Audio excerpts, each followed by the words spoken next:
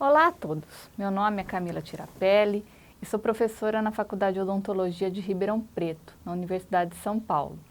Sejam bem-vindos à aula de Planejamento e Plano de Tratamento em Clínica Odontológica Integrada.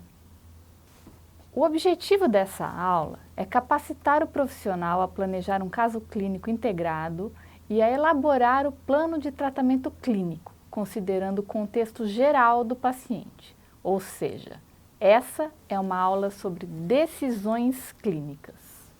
Dessa maneira, ao final dessa aula, você deverá ser competente para fundamentar a importância de realizar o planejamento e plano de tratamento de maneira integrada, planejar o tratamento do paciente relacionando diversas áreas da odontologia, elaborar o plano de tratamento com uma sequência correta e otimizada de procedimentos envolvidos no planejamento.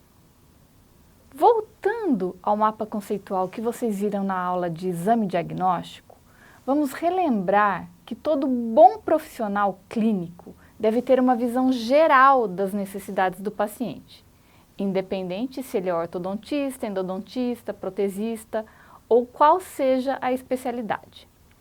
Com as etapas de exame e diagnóstico bem executadas, o bom clínico consegue definir o que vai ser feito, que é a decisão clínica, que chamamos de planejamento.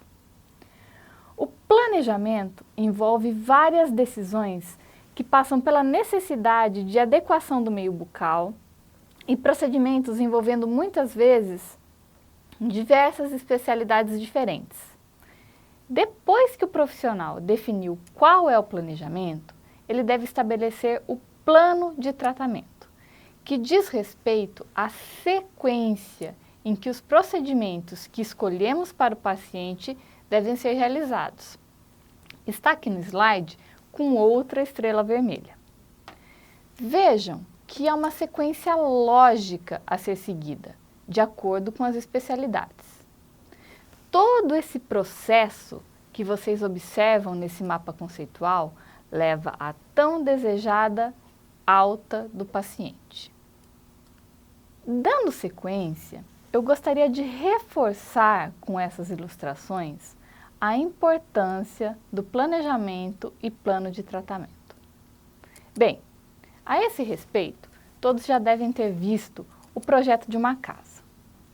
Alguém consegue imaginar uma casa sendo construída sem um projeto? Por mais simples que seja a casa, o projeto é essencial. Nele se define a área total, quantos quartos, banheiros, salas, quanto vai custar. Logo, o projeto de uma casa faz parte do planejamento da construção. Mais uma pergunta. Alguém já observou a sequência dos passos de construção de uma casa? Há uma sequência lógica. Primeiro regulariza-se o terreno, depois constrói-se os alicerces, até o acabamento, que vem só no final. Pois bem, essa sequência lógica que deve ser obedecida é o plano da casa. Em relação ao plano de tratamento, que é a organização das atividades operacionais, há alguns pontos importantes.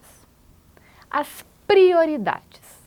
É preciso estar atento à queixa principal do paciente e às emergências de saúde bucal, como, por exemplo, dentes cariados, regiões com infecções. A sequência é ditada pelas prioridades e também pela sequência lógica de especialidades. Por exemplo, procedimentos de adequação do meio bucal, como cirurgia e periodontia, vêm antes do tratamento reabilitador, como restaurações e próteses.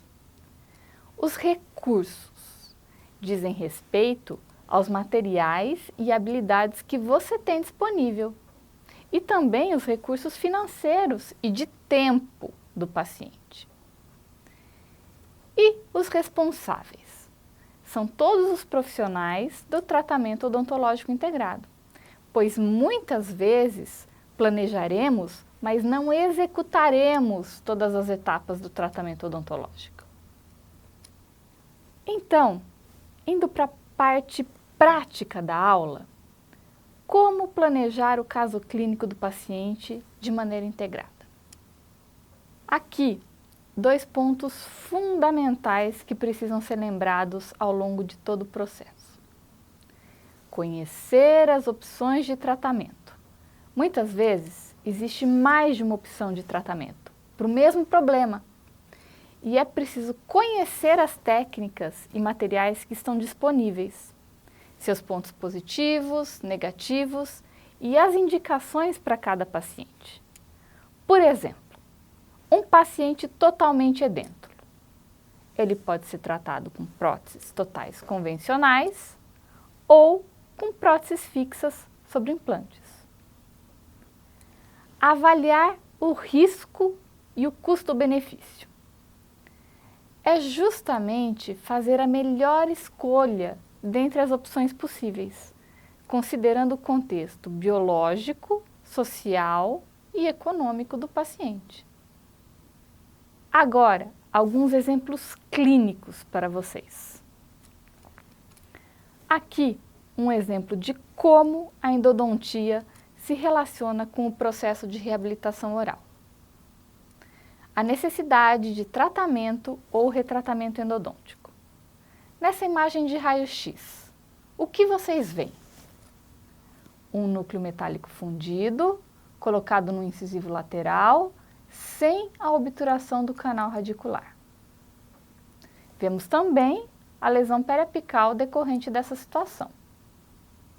Aqui, nessa situação, qual seria o planejamento? Remover o núcleo, realizar o tratamento endodôntico, confeccionar um novo núcleo metálico e uma coroa. Esse seria um planejamento possível. Mas vocês se lembram de avaliar o risco?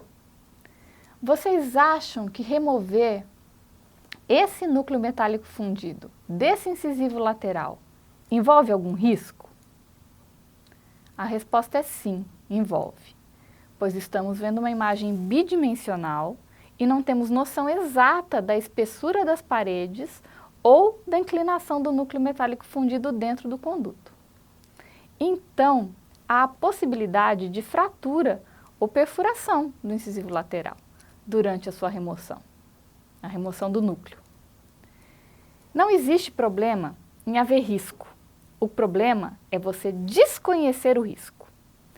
Se você estiver ciente, basta realizar 2 planejamentos.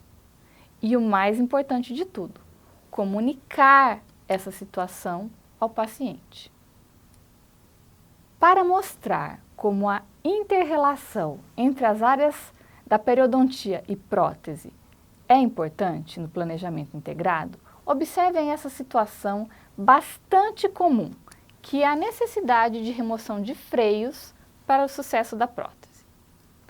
Nessas imagens, vocês podem perceber que a prótese parcial removível e a prótese total foram planejadas sem levar em consideração os freios bucais, o que levou ao insucesso da reabilitação protética.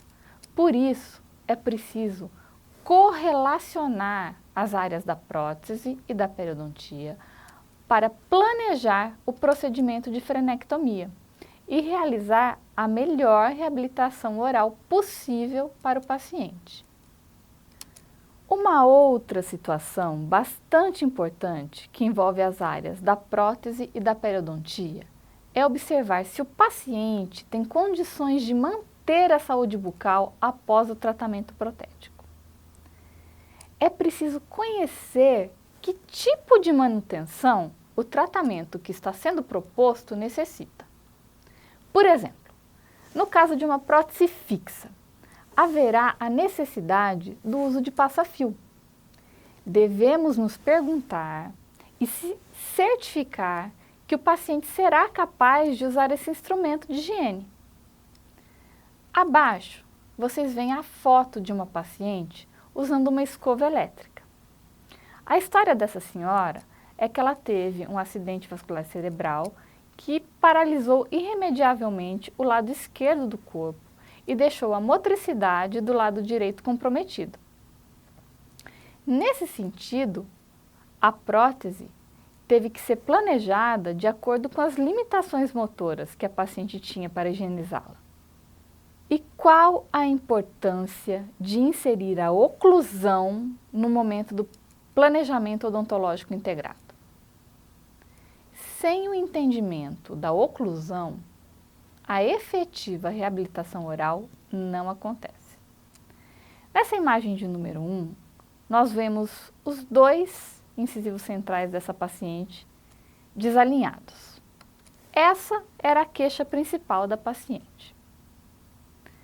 Mas, olhando o contexto integrado, era apenas isso? Não. Como vocês podem ver na imagem 2, a paciente necessitava de tratamento reabilitador na porção posterior, superior e inferior, e também apresentava mordida cruzada. Aqui, na imagem 3, vemos a paciente na posição de relação cêntrica. E justamente nesta posição, sua mordida não é cruzada e o espaço interoclusal é melhor. Ou seja, os problemas oclusais surgiram com as perdas dentais. O que isso significa? Significa que próteses convencionais e dentística são boas opções nesse tratamento. No caso de baixo, na imagem 4 e 5, o que vocês veem? Uma situação de extensa perda de dimensão vertical. Outro conceito da oclusão. A reabilitação oral desse paciente envolve com certeza tratamento de cirurgia, periodontia, endodontia, próteses temporárias e definitivas, além, é claro, de outros profissionais da saúde que podem ajudar a controlar o bruxismo, que acarretou o desgaste dental. Vejam que é preciso correlacionar todas as áreas. Outro ponto que é preciso abordar no processo de planejamento do caso é o conhecimento das medicações que os pacientes usam, que você certamente sabe, pois fez uma boa anamnese. E o relacionamento dessas informações com outros colegas. Nesse slide, vocês veem a imagem de uma avaliação médica. E é possível que o profissional que a tenha recebido não tenha compreendido o que está escrito. Neste caso, não receie em solicitar uma nova carta, legível, pois além de um documento, a avaliação do médico traz informações importantes que podem implicar no atendimento do paciente. Mais um ponto que faz toda a diferença no planejamento de um profissional que tenha uma visão integral do tratamento é conhecer os protocolos clínicos. Coloquei a imagem da American Heart Association porque eles têm, por exemplo, protocolos para prescrição de profilaxia com antibióticos, que é algo que muitas vezes usamos. Então, conheça e pratique os protocolos. Eles são o que há de mais seguro para o seu paciente e para você, bom profissional. Entrando no universo do plano de tratamento, vocês vão logo perceber que tudo o que acontece na sequência correta ou lógica leva a um caminhar mais calmo e a um final mais feliz. Então, o plano de tratamento, de maneira geral, se inicia com a terapia relacionada à causa, que tem por objetivo remover os agentes etiológicos da falta de saúde bucal. A terapia relacionada à causa pode envolver um programa de educação para controle do biofilme dental, cirurgias bucais, exodontias, terapia periodontal básica, ou seja, raspagem e alisamento radicular, terapia endodôntica, terapia restauradora e terapia protética provisória. Depois da adequação do meio bucal, que ocorre com os tratamentos relacionados às etiologias das doenças, normalmente vem uma etapa de reavaliação, que é quando confirmamos que fizemos o melhor planejamento para melhorar a condição biológica do paciente.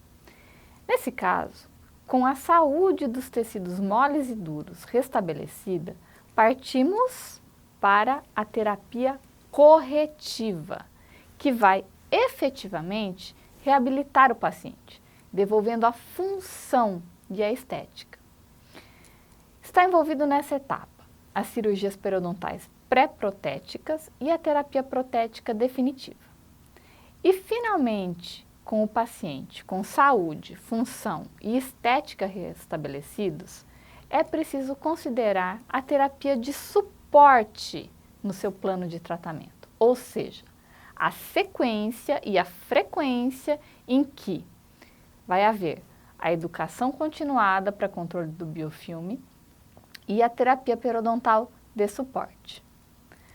Por último, não nos esqueçamos que é preciso seguir o cronograma, mas que as emergências podem acontecer. Ou seja, caso haja dor ou desconforto estético grande, é preciso priorizar o tratamento que resolva esse problema. Falando em alterar o plano de tratamento, quero mostrar para vocês um caso clínico extremamente bem planejado que precisou ter o planejamento alterado. O planejamento, para esse caso, desse incisivo central, envolvia um núcleo metálico fundido e coroa metalocerâmica. Entretanto, no transcirúrgico de uma raspagem periodontal em campo aberto, observamos uma perfuração na porção quase medial da raiz do dente, associada a uma perda óssea mais extensa do que havia sido observado no exame radiográfico e de sondagem. Nesse caso, nós optamos por alterar o planejamento e então o dente foi extraído numa outra sessão clínica e o planejamento da prótese foi alterado. Evidentemente que tiramos fotos e nos comunicamos com o paciente em todos os momentos dessa alteração do planejamento e, consequentemente, do plano de tratamento. Nesse sentido, o que eu quero mostrar com essa situação é que algumas vezes é preciso alterar o planejamento inicial, mas isso não deve ser a rotina da sua prática clínica.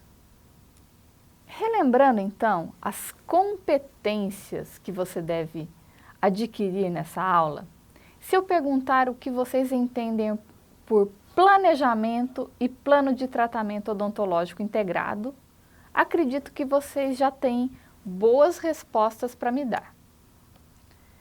Mas ainda faltam duas competências, que é realizar efetivamente o planejamento e o plano de tratamento do paciente. Para ajudar nisso, eu vou mostrar esse processo num caso clínico. Então vamos lá, treinar esse conteúdo com um caso clínico. Essa é a imagem da cavidade bucal do nosso paciente. E de imediato vocês podem identificar dentes ausentes, placa e cálculo presentes. O exame radiográfico com panorâmica e periapicais mostra perda óssea generalizada, algumas cáries radiculares e lesões endodônticas. Organizando tudo o que foi colhido no processo de exame diagnóstico, nós temos um paciente do gênero masculino com 69 anos, diabético, com hipertensão arterial e tratamento com radioterapia há 5 anos. A sua queixa principal era a mobilidade dos dentes e a necessidade de próteses novas. A sua expectativa inicial era que fossem feitas próteses novas e controlar a mobilidade e a perda dental.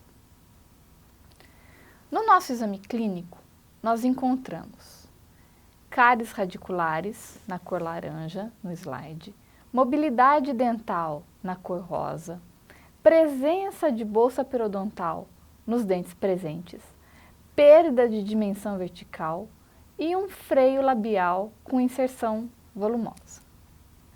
Assim, nesse esboço de odontograma, vemos o que foi planejado para cada dente, do 18 ao 48, individualmente. De maneira geral, o tratamento do arco superior envolveu o tratamento periodontal básico, seguido das exodontias e confecção de prótese total imediata provisória e depois prótese total definitiva. No arco inferior, os dentes com melhores condições foram inicialmente mantidos e submetidos a tratamento periodontal e restaurador, e uma prótese parcial provisória e definitiva foi planejada. Aqui nesse slide, apenas para que vocês fiquem atentos ao modo de inserir o planejamento no sistema Romeu, que é um sistema eletrônico de evolução de pacientes que usamos na Faculdade de Odontologia da Universidade de São Paulo, a USP. Agora, vejam o plano de tratamento, consulta por consulta. Quando vocês forem realizar o plano de tratamento, tentem responder ao paciente a seguinte pergunta: quantas vezes eu deverei vir ao consultório? Ou seja, faça o plano considerando o tempo que você leva para executar cada etapa do seu planejamento. Por exemplo, se há uma endodontia de um molar superior e você acredita que precisa de 3 sessões clínicas para obturá-lo, faça o plano de tratamento considerando isso. No caso do nosso paciente, vejam como ficou o plano de tratamento. Na primeira sessão clínica, terapia periodontal básica no arco superior. Na segunda, terapia periodontal básica no arco inferior. Na terceira sessão clínica, moldagem superior e inferior para confecção de próteses provisórias, a total e a removível. Na quarta sessão clínica, registro das relações intermaxilares. Quem são elas? Dimensão vertical e relação cêntrica. E seleção dos dentes artificiais. Na quinta sessão clínica, montagem em articulador semiajustável. Na sexta sessão clínica, exodontia do dente 28. Apesar de fazermos exodontia de todos os dentes do arco superior, iniciamos por um único dente para observar como seria a cicatrização e o transoperatório do paciente que era diabético. Na sétima sessão clínica, fazemos a remoção da sutura da cirurgia da sessão anterior e a exodontia dos dentes 13, 21, 22, 23, 24, 25, 26 e a instalação e ajuste da prótese total provisória imediata no arco superior. Na oitava sessão clínica, fazemos a remoção da sutura da cirurgia da sessão anterior e a exodontia dos elementos 41 e 42 no arco inferior, com a consequente instalação e ajuste da prótese parcial removível provisória. Na nona sessão clínica, fazemos a remoção da sutura da cirurgia da sessão anterior e o reembasamento e ajuste das próteses provisórias, tanto superior quanto inferior. Na 10ª sessão clínica para esse paciente, planejamos as restaurações em resina composta dos dentes 33 e 34. Na 11ª sessão clínica desse extenso plano de tratamento, temos a raspagem subgengival do quadrante inferior esquerdo. Na 12ª sessão clínica, o pós-operatório do procedimento anterior. Na 13ª sessão, a raspagem subgengival do quadrante inferior esquerdo. Na 14ª, o pós-operatório da sessão anterior. Na 15ª sessão clínica, fizemos a frenectomia do freio labial superior. E na 16ª, o pós-operatório desse procedimento. Na 17ª sessão clínica, fizemos a reavaliação periodontal do arco inferior para definir os dentes que permaneceriam ou que seriam extraídos. Após a reavaliação, na 18ª sessão clínica, fizemos a moldagem superior e inferior e na 19ª sessão clínica, confeccionamos a moldeira individual superior e inferior e o delineamento e planejamento da prótese parcial removível inferior.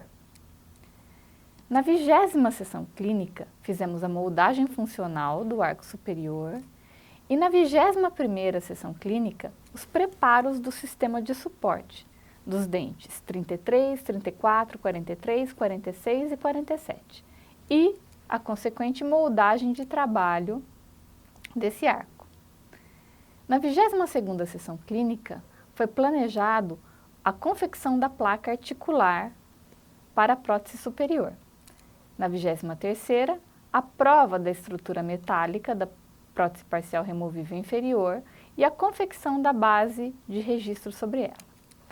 Na 24ª sessão, fizemos o registro das relações intermaxilares, dimensão vertical e relação cêntrica, e a montagem dos modelos em articulador semi-ajustável junto com a seleção de dentes.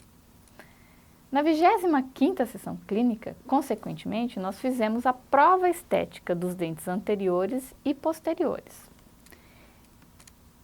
E na 26ª sessão clínica, instalamos as próteses definitivas, superior e inferior, com os ajustes e instruções ao paciente.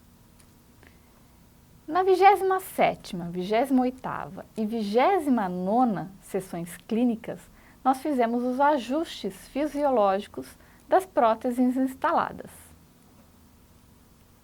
Agora, algumas imagens relacionadas à execução dos procedimentos.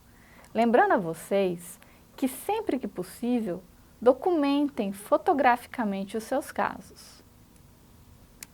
Aqui vocês veem as próteses provisórias instaladas.